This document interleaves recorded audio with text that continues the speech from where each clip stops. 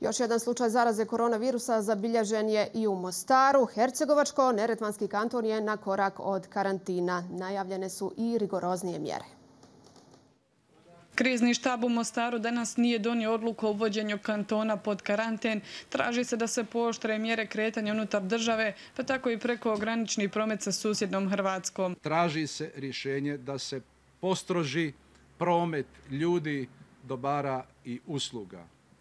Da svi oni koji nemaju potrebe putovati ne putuju, a oni koji moraju zbog posla, zbog opskrbe i ostalog da putuju. Iz klinike za infektivne bolesti pojašnjavaju da nemaju problema